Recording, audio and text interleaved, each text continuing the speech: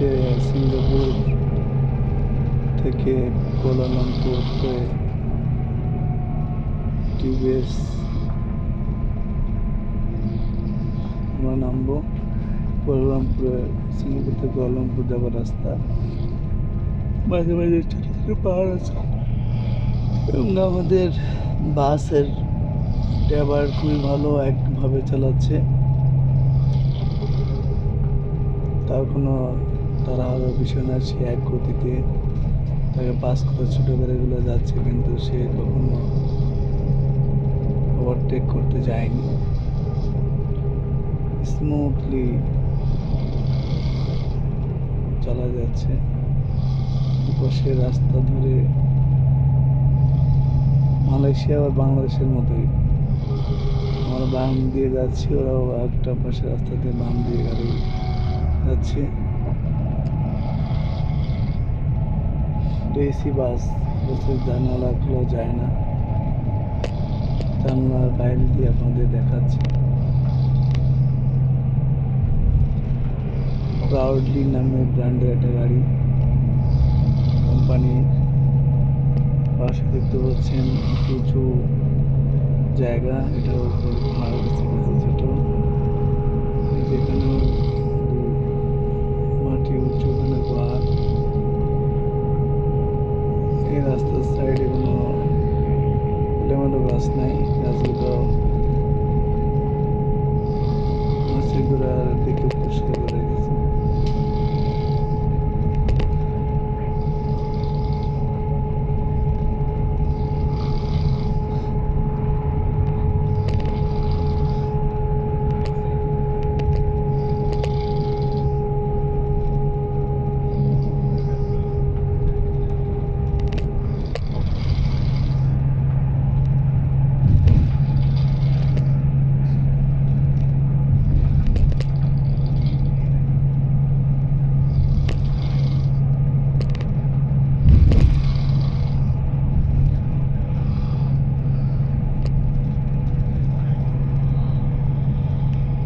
Malaysian রাস্তা দেখালাম,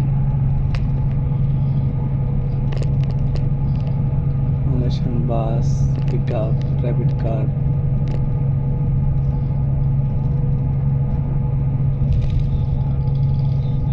এখানে পাজেরো গাড়ি কম, বাস, প্রাইভেট কার এগুলো বেশি।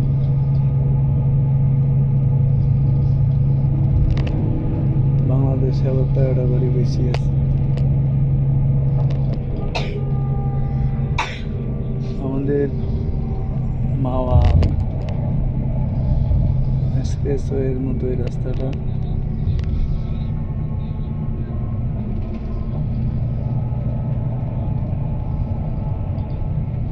বাসের ভিতরে আমি বসে আছি মাঝামাঝি, আমাদের সকলকে একটু দেখার সুযোগ করে দিচ্ছি। মাঝে মাঝেই পাম ট্রি দেখা যায়,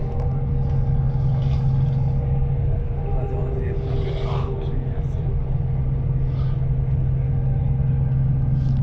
এদিকে পাহাড়।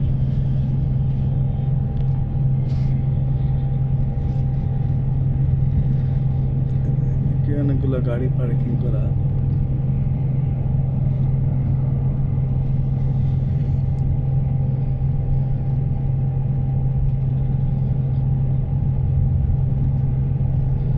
মালয়েশিয়াতে অনেক গাছ, বন জঙ্গল। সিঙ্গাপুরে এত ঘন জঙ্গল করার মতো বা জায়গাও নেই। একটা গাড়ি যাচ্ছে আমাদের পাস করে।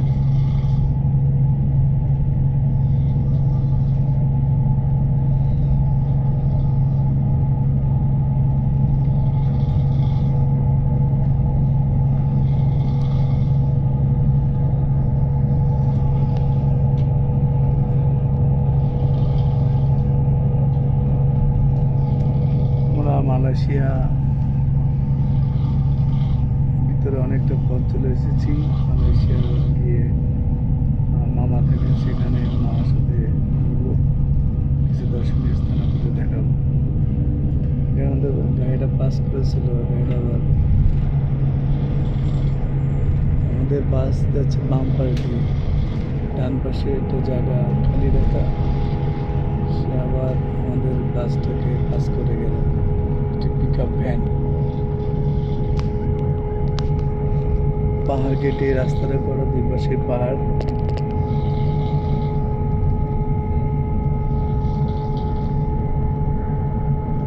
এই যে পাম ট্রি, পাম অয়েলের গাছ,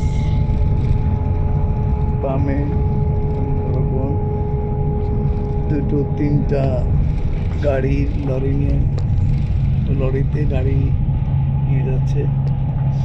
এর পাশে যে পাম ট্রি দেখেন, এই বাগানটা অনেক বড় পাম ট্রি বাগান।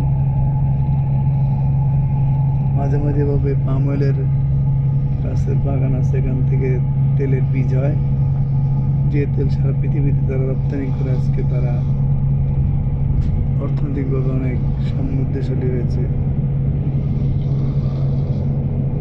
দূরে আবার পাহাড় দেখা যাচ্ছে, পাহাড়, সমতল ভূমি সব মিলে মালয়েশিয়া।